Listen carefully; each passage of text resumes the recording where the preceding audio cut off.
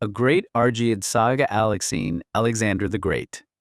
Volume 2, Laches, The Sacred Band. By Macaulay Naki. Episode 18, Aristotle, Absent Master. The Genesis of Myth. Late autumn, November, the stone quay of Piraeus, Athens. The wind off the Saronic Gulf was a cold, salt-laden whip, snapping the heavy linen sails of the Syracuse galley as it strained against its hemp moorings at the Piraeus quays. Plato stood at the water's edge, his broad frame wrapped in a thick cloak of dark Milesian wool. Behind him, across the sprawling rooftops of the lower town, the smoke of Athens rose in thin gray ribbons toward a leaden, unyielding sky. Dion, the Sicilian exile whose eyes burned with a desperate political fever, gripped Plato's arm, his fingers digging tight through the heavy cloth. "The trireme is ready, master," Dion urged, his voice competing with the hollow clatter of timber against stone. "The tide waits for no man, not even the one who defined time itself." Plato did not move. He watched a crate of imported Attic pottery being hoisted into the dark maw of the hold. "I have seen the limestone quarries of Syracuse once before, Dion," Plato murmured, his voice low, weathered by decades of debate. "They are not a place where philosophy breathes easily. Men bleed out their ideals upon that white stone." "Dionysius, too, is not his father," Dion insisted, his frustration spilling over, rising above the rhythmic thud-thud of the stevedore's boots on the gangplank. "He is a vessel of soft clay, Plato. If you do not put your mark upon him, the sophists will mold him into a weapon. Do you want the greatest empire in the West to be ruled by a shadow or by the light?" Speusippus, Plato's nephew, stepped forward from the small cluster of disciples, his face etched with sharp anxiety. "The academy is a hive without its queen, uncle," Speusippus protested, gesturing back toward the city. "There is word of a youth arriving from the north, the son of a Macedonian physician. They say his mind is a razor, sharp enough to cut through our most cherished axioms. Who will meet him? Who will temper that steel if you are chasing a dream in Sicily?" Plato turned, a faint, melancholic smile playing beneath his silvered beard as he looked upon his nephew. "You have Eudoxus. Let the mathematicians rule the grove for a season," Plato said calmly. "Perhaps the youth from Stagira needs to learn the cold logic of mouth and measure before he hears the music of wet clay and the good." "Eudoxus sees the world as a series of spheres and abstract numbers," Speusippus countered, his voice tight with skepticism. "He will turn your academy into a mechanical workshop." "Then let it be a workshop," Plato replied, his gaze drifting past his disciples to the gray, restless horizon. "Truth is not fragile, Speusippus. If the boy is as sharp as they say, he will find the form beneath the math. I must go. I cannot write of the just city while a tyrant sits in the west, waiting for a teacher I'm too cowardly to be." The captain of the galley, a sun-burnt Sicilian with a jagged white scar across his brow, raised a bronze whistle to his lips and blew a shrill, piercing blast. "The wind is turning. Philosopher!" the captain roared over the swell. "To the oars!" Plato climbed the gangplank, his steps heavy and deliberate against the wet timber. As he reached the elevated deck, he looked down one last time at the small group of scholars huddled on the quayside. "Keep the lamps burning," Plato called out, his voice carrying clearly over the wash of the churning waves. "And tell the boy from Stagira, tell him to wait. Tell him the architect has gone to find if the blueprint holds in the wind. And if it doesn't," Xenocrates shouted from the shore, his arms crossed tightly over his chest against the biting chill. Plato gripped the polished rail, the wood spray-slicked and freezing beneath his palm. "Then we shall have a very long walk back to the beginning." Months later, amid the glittering, oppressive marble colonnades of Syracuse, the cold sea spray of the Piraeus was already a distant memory. Cut off from the groves of Athens, trapped in the glittering cage of a court governed by unchecked power and suspicion, Plato found his mind drifting away from the courtly intrigues of Dionysius II. Sitting in the quiet seclusion of his chambers as the Sicilian night closed in, he looked out across the harbor toward the open sea. The failure of the real-world empire before him, its vast wealth, its engineered harbors, and its moral rot became the crucible for a deeper truth. It was here, far from home, trapped within the glittering, suffocating marble halls of the Syracusan court, that his thoughts turned away from the impossible task of reforming a tyrant and toward the architecture of myth. Plato looked out upon the vast naval power of Sicily, its magnificent concentric harbors, its militarized wealth, and its insidious moral decay, and saw in it a terrifying reflection of human hubris. He began to shape a literary creation, a philosophical mirror to reflect the fatal overreach of maritime empires and the forgotten greatness of a primeval world where justice and civic order still reigned. He thought of ancient Athens, not the fractured, bickering democracy outside his academy doors, but a primordial, ideal city of balanced laws and disciplined guardians. In the quiet isolation of his chambers, Plato let his consciousness slip across the centuries, blurring the boundary between his own exile and the legendary past until he became Solon. In his mind's eye, he was the ancient lawgiver stepping ashore at the sun-baked temples of Sicily in Egypt, standing before the wise, ageless priests who looked down upon the Greeks as mere children, novices in history who knew nothing of the world's cyclical destructions. He conjured the profound lesson the priest had delivered from the sacred scrolls, that human civilizations rise and fall through a repeating cosmic wheel of moral memory, and that a society blinded by power inevitably invites its own cataclysmic ruin. By framing the narrative through the ancient authority of Sicily, stepping directly into Solon's sandals, Plato elevated his bitter warning from a local political critique of Syracuse into an eternal truth. Over 9,000 years ago, Plato murmured into the empty chamber, his hands steady as he let his reed pen scratch sharply across the dark parchment. There arose a mighty power, an empire that stretched across the ocean from its home in the Atlantic, dominating the islands and the vast continent beyond, a power whose insatiable ambition would ultimately challenge the entire world. In the silence of exile, Atlantis was born, crossing paths. As the winter sun dipped toward the horizon, painting the restless waters of the Piraeus in a cold, fading gray, a weather-beaten merchantman from the Chalcidius crept into the harbor, smelling sharply of pine tar, dried salt, and northern grain. Aristotle stepped onto the stone quay, his boots finding purchase on the slick algae. He adjusted the leather strap of his travel-worn satchel across his shoulder, packed tight with vellum notes and surgical treatises, inherited from his father, Nicomachus. His sharp, observant eyes, analytical, restless, and entirely unyielding, swept over the bustling, chaotic port with an insatiable hunger. He caught the arm of a passing dockworker straining under the weight of an amphora, his Attic Greek carrying the hard, crisp, distinct vowels of the North. The Academy, Aristotle said, his tone brisk and utilitarian. Which road leads to the grove of Plato? The dockworker paused, wiping sweat from his brow, and let out a dry, rasping laugh. He spat a stream of dark red wine into the sea and pointed a callous thumb toward the open horizon to the west. "You're late, northern boy," the worker mocked lightly. The great Plato sailed for the west years ago. He went to turn a tyrant's son into a saint, and the halls of the Academy have been echoing with mathematicians ever since. Eudoxus and Speusippus are running the show now, measuring the heavens while the city rots. Aristotle went entirely still. The ambient noise of the port, the shouting of merchants, the creak of timber, the slap of the waves, seemed to recede into a dull, distant hum. His hand tightened instinctively on the worn strap of his bag, his knuckles whitening until the skin stretched taut over bone. He turned his head, staring out across the empty, darkening sea where Plato's trireme had vanished long ago, swallowed by the vast, indifferent expanse of the Ionian. Years ago, Aristotle thought, a cold, heavy wave of disorientation settling in his chest. I walked thousands of stadia across Greece, cross-examining every axiom in Stagira and Pella, believing I would finally stand before the master of dialectic, only to find he has abandoned his own city to chase political phantoms. He turned his gaze back toward the looming, indifferent walls of Athens, dark and imposing against the twilight sky.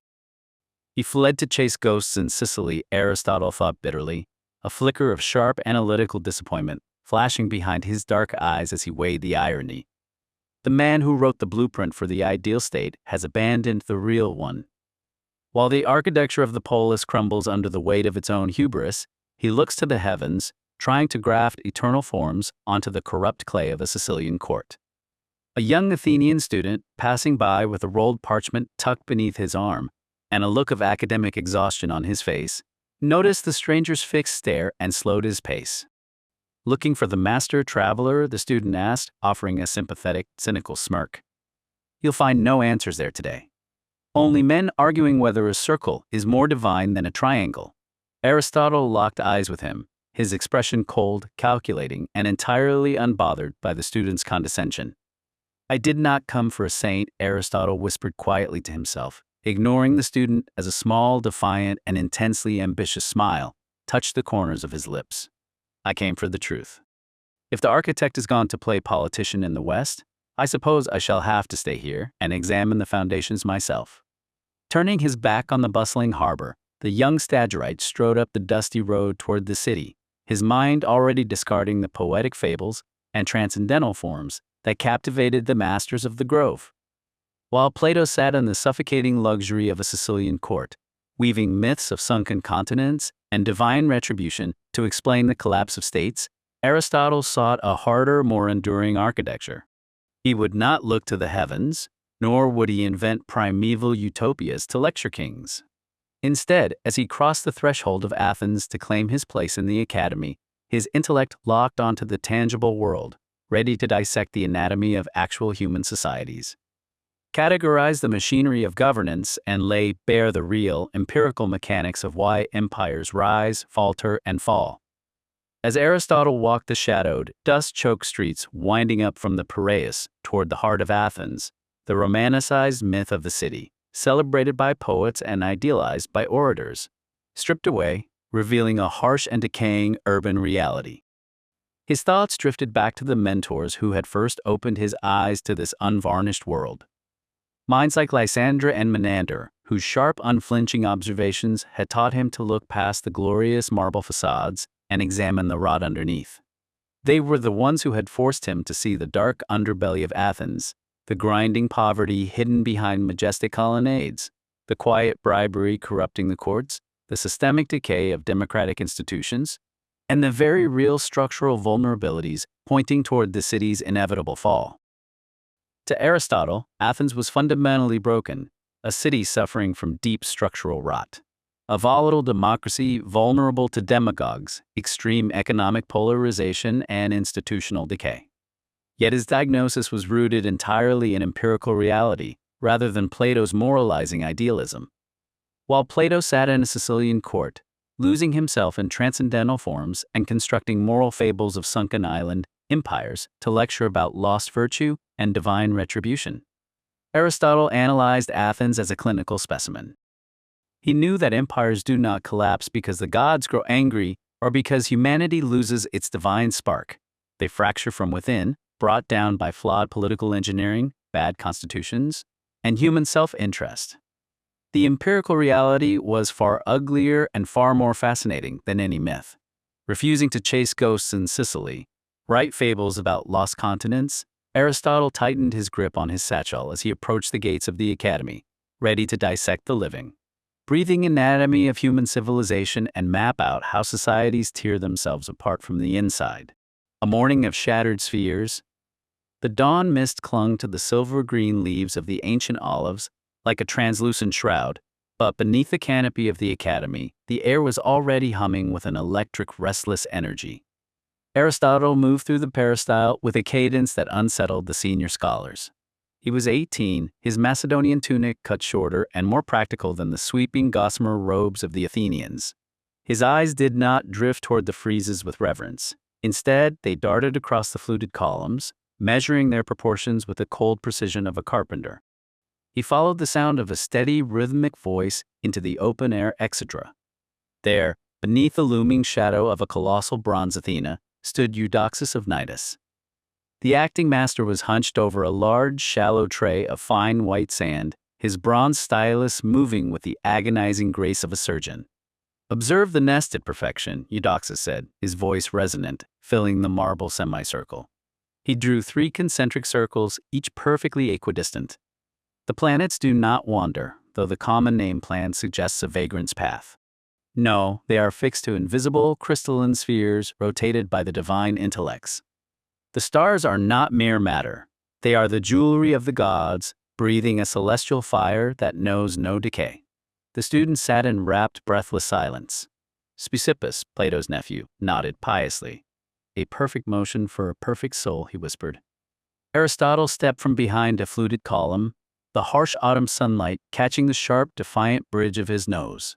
And if the jewelry has a weight, Master Eudoxus, what then of the god who must carry it? The circle of scholars went deathly still. Eudoxus stopped mid-stroke, his stylus hovering an inch above the sand. He looked up, his eyes narrowing at the youth whose vowels carried the hard and polished edge of the north. You are the son of Nicomachus, the physician's boy. You speak of weight in the realm of the incorruptible? I speak of what the eye cannot ignore, Aristotle replied, stepping fully into the sunlight. He gestured toward a nearby stone bench. If I drop a pebble, it seeks the earth because it is its nature to fall. If the stars are made of fire, they should rise toward the heavens. Yet they circle. If they are held by spheres, what are the spheres made of? If they are made of nothing, how do they move the heavy? Eudoxus set the stylus down on the marble rim, wiped his hands on his chiton, and stepped toward the boy. The spheres are composed of the ether, the fifth element. It has no weight. It is the very substance of the divine. Then, divine is merely the word we use when our geometry fails us, Aristotle countered. The cinematic tension in the grove was palpable. The other students leaned back as if bracing for a thunderbolt. My father taught me that a body is moved by humors, by bones, and by the resistance of the air. Why should the heavens be a different theater? If a star moves, it must have a physica, a nature. It must be a thing, Eudoxus. Matter, governed by a law that does not require a god to be its constant charioteer. Matter, Speusippus hissed, springing from his seat. You would reduce the eternal dance of the cosmos to the level of a falling rock? You strip the soul from the sky. I replace a mystery with a cause, Aristotle said, his voice dropping to a low, intense baritone that commanded the space. If we say a god moves the sun, we stop looking. We offer a sacrifice and close our eyes. But if we say a law moves the sun, we begin to measure. I did not come to Athens to worship the stars, Speusippus. I came to dissect them. Eudoxus looked at the boy's hands. They were restless, stained with the ink of private journals and the dust of the road. He saw not a rebel, but a new kind of architect. And the prime mover? Eudoxus asked quietly, his academic pride giving way to a sudden, chilling curiosity. If everything is matter and law, who started the wheel? Aristotle looked up through the twisted olive branches at the pale, waning moon still visible in the daylight sky. That is the question I have come to answer. But I will find the answer in the logic of the motion, not in the smoke of an altar. I will find him because he is the necessity at the end of the proof. The poetic tragedy of the moment hung in the air. The old world of mythic beauty was being dismantled by a youth who loved the truth more than the dream. Eudoxus slowly extended the bronze stylus, offering it to Aristotle like a scepter. The sand is yours, Stagirite, Eudoxus said. Show us this necessity. Show us a universe where the gods are silent and the laws speak. Aristotle took the metal tool. He didn't draw a circle. He drew a single straight line, a vector of force. Let us begin, he said, not with what we wish to be true, but with what we can see. As the sun climbed higher, casting the shadow of the academy's columns across the sand tray, the students leaned in. The era of the poet-philosopher was receding into the mist, and the era of the scientist was being born in a tray of Athenian dust. The mind had challenged the heavens, and the news of this brilliant, troublesome student was already traveling across the sea toward Sicily. Piraeus of Aureus. In November 368 BC, the portico of Plato's Academy, Athens. The morning air in the Ceramicus was crisp and sharp, carrying the earthy scent of damp olive leaves and distant wood smoke drifting from the ceramic workshops below. Beneath the sweeping, sunlit, marble-columned portico of Plato's Academy in Athens, a young 19-year-old Aristotle stood holding a heavy sheaf of wax tablets, his brow furrowed in intense intellectual concentration. He had arrived in Athens just the previous year from Stagira, a provincial outsider, fiercely eager to master the universal laws of nature, logic, and rhetoric.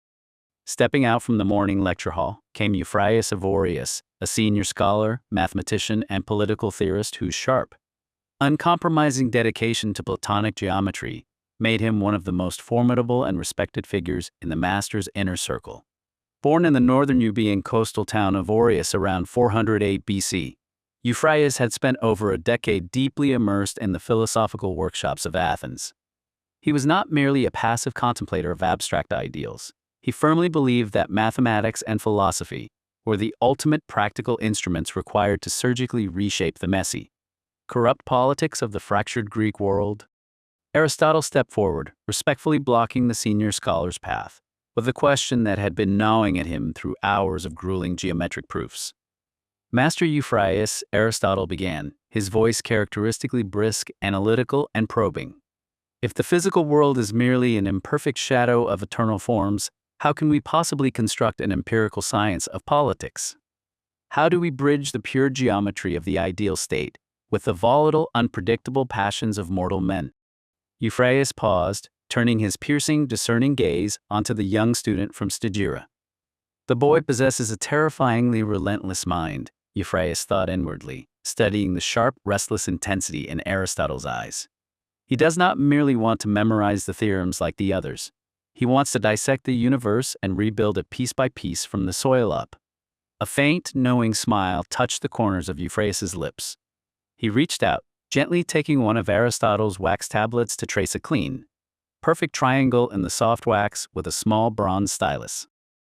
You look at the world primarily through the lens of what is, Aristotle, searching for data in every single leaf, habit, and law, Piraeus replied, his voice carrying the calm, absolute authority of a man who had spent decades debating the structural nature of reality. You seek the physical cause, but true statecraft, just like geometry, begins with axiomatic truths that completely transcend earthly chaos. We do not study the forms merely to admire them safely from an ivory tower.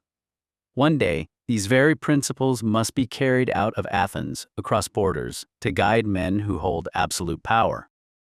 The mind that masters the form can ultimately master the state.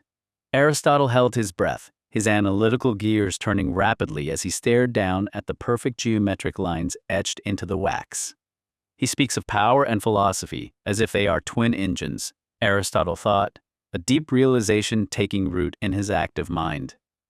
Theory is not passive, it is a blueprint for dominion. And what if the state refuses to be shaped by geometry, master? Aristotle challenged softly, his eyes flashing with intellectual curiosity. What if the raw material is too savage? Then you provide the whetstone, young Stagirite, Piraeus answered quietly, handing the tablet back as he prepared to continue down the colonnade. Just as we forge the mind before it touches the sword. As Piraeus walked away, Aristotle stood in silence beneath the towering marble pillars, watching him go. Master the state, the young student repeated inwardly, letting the gravity of the senior scholar's words settle deep into the foundations of his own developing philosophy.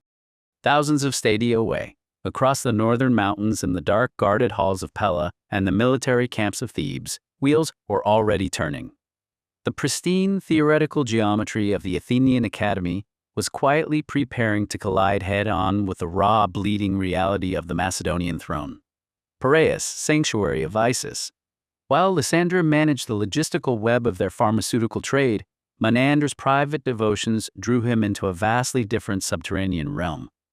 Deep within a recessed limestone alcove near the Piraeus Road, far from the traditional civic temples of Athena and Zeus, Menander served as an initiate and protector of the cult of Isis.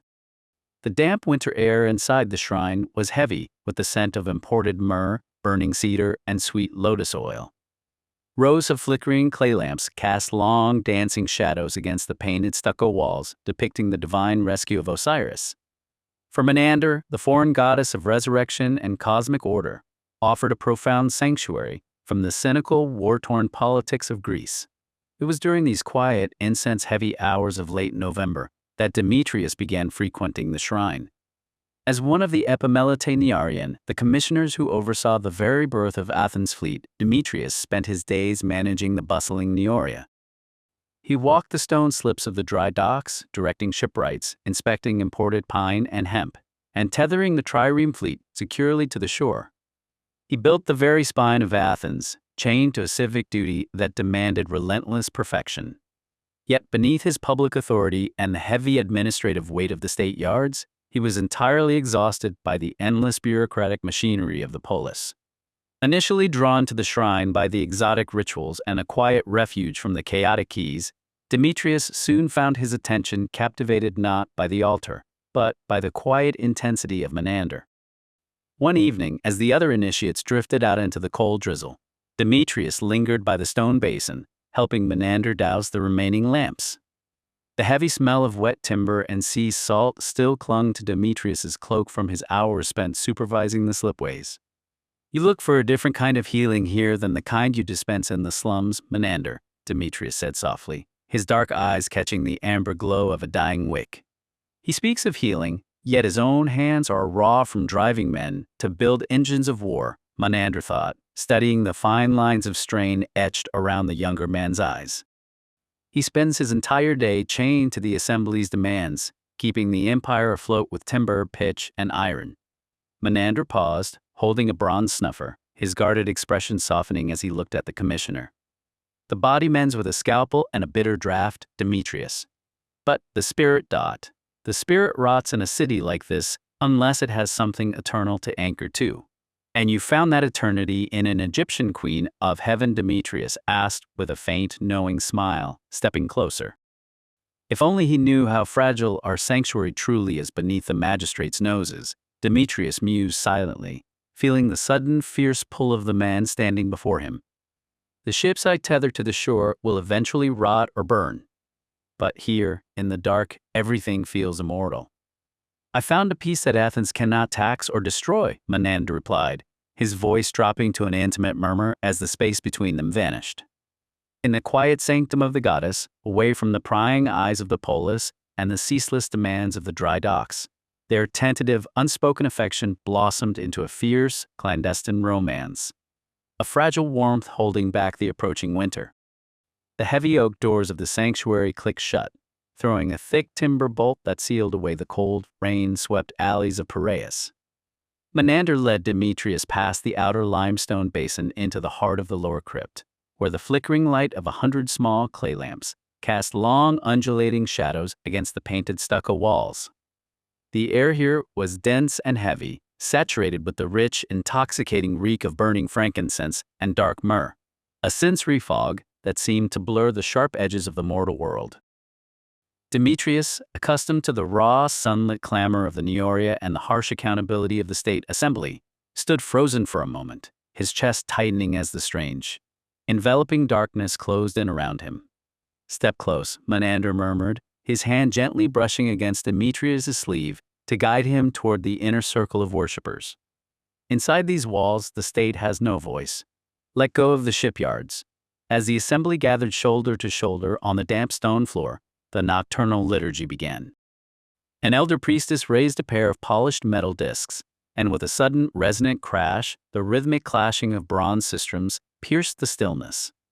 The sound was hypnotic, washing over the crowded room like an incoming tide. Voices rose in low, haunting unison, chanting ancient hymns in a fluid, hypnotic cadence that vibrated straight through the floorboards and into the marrow of the bone. Demetrius watched in a trance as the smoke coiled toward the low ceiling, wrapping around the stone statues and the gold-leaf shrines. Beside him, Menander's face was bathed in the warm amber glow of the altar lamps, his eyes closed in deep, absolute devotion. "The ships I tether to the shore are built for war and decay," Demetrius thought, his hand finding Menander's fingers in the shadow of the altar, their grips tightening together amidst the intoxicating haze. The assembly bickers over empires that crumble by the season. But here, wrapped in the song and the smoke, the world outside ceases to exist. In the heart of the nocturnal gathering, surrounded by outcasts, foreign merchants, and secret lovers, the chaos of Athens melted away, leaving only the rhythm of the sistrum, the warmth of the incense, and an eternity carved out of the dark. The resonance of the bronze sistrums faded slowly into the damp limestone walls, leaving behind only the steady rhythmic drip of subterranean condensation and the soft crackle of cooling lampwick.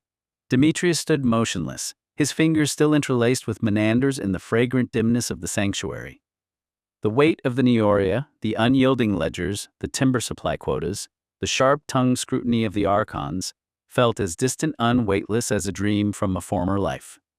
"They think we build Athens with triremes and bronze plating," Demetrius whispered softly, his breath brushing against Menander's ear as the other initiates quietly dispersed into the shadows of the outer crypt. "They believe the empire rests entirely on the spine of the state yards." Menander turned his head, his dark eyes catching the faint amber embers of the central brazier. A quiet, knowing smile touched the corners of his mouth. "Let the magistrates keep their illusions of stone and iron," Menander replied, his voice a low, soothing murmur that wove through the lingering scent of myrrh. "An empire anchored only to power always tears itself apart from within. But what we guard here, this survives everything." As if in answer, a soft chime of bells echoed from the upper stairwell, signaling that the midnight watch had passed without incident. The outer streets of Piraeus remained locked in cold and indifferent sleep, entirely unaware of the subterranean current flowing beneath their feet.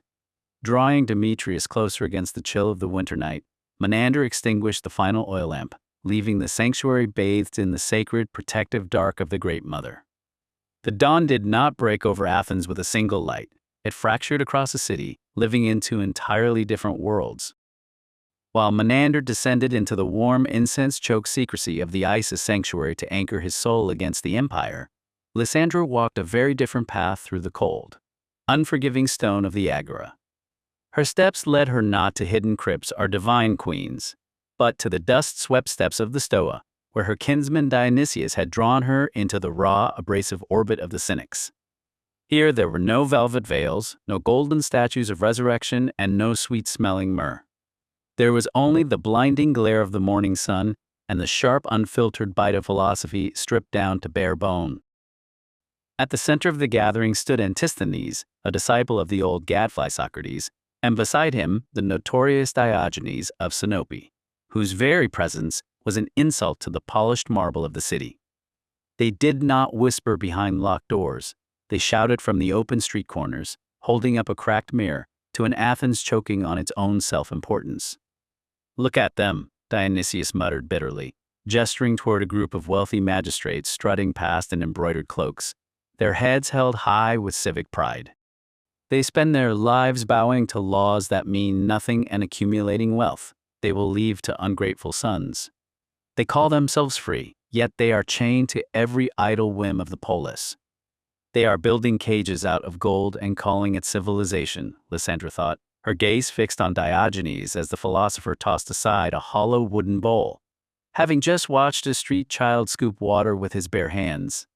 "We struggle so desperately for status, for a name, for a secure place in a dying world, while these men throw it all in the dirt and laugh." The rejection was absolute.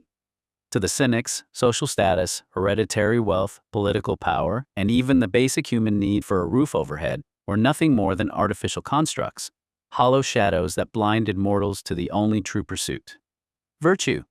"Why do you hoard your copper, citizen?" Diogenes barked suddenly, stepping directly into the path of a wealthy merchant carrying a bag of grain tallies. "You clutch your wealth as if Hades accepted coin at the riverbank. You are a slave to your own possessions." The merchant flushed red with fury, sputtering indignantly before turning on his heel and marching away amidst the mocking laughter of the crowd. The rebellion was lived out in the open air. They slept in the public porticos, begged for their meager crusts of bread, and openly tore away the mask of dignity worn by the Athenian elite. They refused to cast a ballot in the assembly, spat on the notion of civic duty, and looked upon the proud, strutting Athenian citizen not as a master of the world, but as a pathetic hound trapped inside a cage of his own making. "They call us mad because we refuse to wear their chains," Dionysius whispered softly to Lysandra, watching a group of children mock a passing city magistrate. No, Lysandra thought, a quiet, fierce understanding settling over her as she stood amidst the dust and jeers of the Agora. They are the only truly sane souls in a city of sleepwalkers. The afternoon sun beat down mercilessly upon the white stone of the Agora, but Lysandra felt none of its warmth. Her mind was still burning with the sharp, merciless truths of the Cynics, their absolute rejection of the city's gilded cages, when she slipped away from the bustling stalls of the Syracuse and descended into the low, shadowed quarter near the southern slopes. The air here changed instantly, thick with the damp, heavy scent of crushed ivy leaves, raw pine resin, and unwatered wine. She pushed open a heavy, creaking wooden door and stepped into the dim interior of a secluded courtyard. Waiting for her in the shadows were women from every fracture of Athenian life. Elite matrons whose fingers still trembled from the silent tyranny of the gymnasium, impoverished seamstresses whose backs ached from dawn to dusk labor, and sharp-eyed hetairai who navigated the dangerous edges of male society. They were gathering in secret, far from the prying eyes of husbands, brothers, and municipal archons, to prepare for the wild ascent into the jagged hills of Cithaeron. Lysandra closed the door behind her, sliding the iron bolt home with a sharp, definitive click. The magistrates are doubling the temple patrols near the lower gates, an older woman named Praxagora murmured, her voice tight with a mixture of fear and fierce anticipation as she adjusted the heavy woolen fawn skin draped across her shoulders. They claim the roads to the mountains are growing unsafe. They watch every doorway in the city. They call it unsafe because they cannot control it, Lysandra thought, feeling a sudden electric surge of defiance race through her veins as she tied a wreath of dark ivy around her hair. The city councilmen sit in their assembly halls drafting laws to govern our steps, terrified of what happens the moment we walk out of reach. The Dionysian rites were the closest thing to a systemic temporary rebellion allowed by the state, a calculated safety valve. The men of Athens permitted the festivals with gritted teeth, viewing them as a necessary release for restless domestic spirits. But beneath that official tolerance lay a deep, festering terror. To the Athenian male, any gathering of women that excluded him was not merely a religious rite, it was an existential political threat. "My husband spent an hour this morning warning me of the dangers of the mountain paths," a young patrician woman whispered, a bitter, triumphant smile touching her lips as she tossed her expensive bronze mirror onto a wooden bench. He spoke of wild beasts and lawless outlanders. But his eyes were wide with a very different kind of panic. He's terrified of the empty room, Lysandra thought, looking at the young wife whose entire universe was normally bounded by 4 windowless walls. He's terrified that once we see the world beyond his threshold, we will never consent to come back inside the cage. The true rebellion was not found in political speeches or armed revolt. It was a simple, radical act of physical removal. For a few fragile, intoxicating days, women from all tiers of society could drop the suffocating burden of Athenian virtue, leave the oversight of their masters behind, and vanish into the mountains. There, they would dance, drink, and embrace a wild, ecstatic freedom that was the exact inverse of everything the polis demanded. "Are you ready to leave the shadows behind, Lysandra?" Praxagora asked, handing her the heavy iron-tipped thyrsus staff wrapped in ivy. Lysandra gripped the rough wood, feeling the pulse of the impending escape thrumming in the air around her. The shop in the Ceramicus was quiet now, save for the steady, rhythmic drip of water into a bronze basin and the faint smell of crushed poppy and dried rue.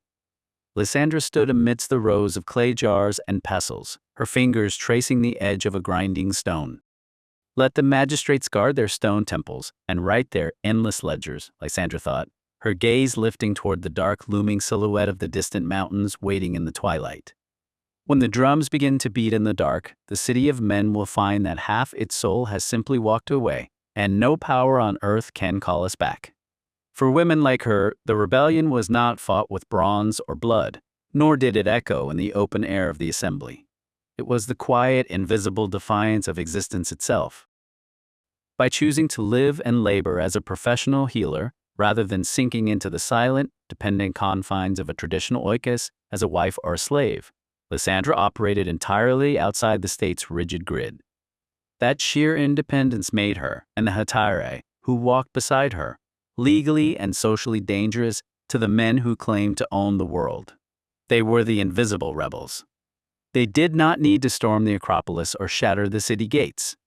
Instead, they weaponized their own unacknowledged presence, listening to the careless boasts of drunk magistrates, gathering the whispered secrets of the powerful, and holding the keys to the city's deepest vulnerabilities, ensuring that the supreme architects of Athens felt hollow behind their polished masks.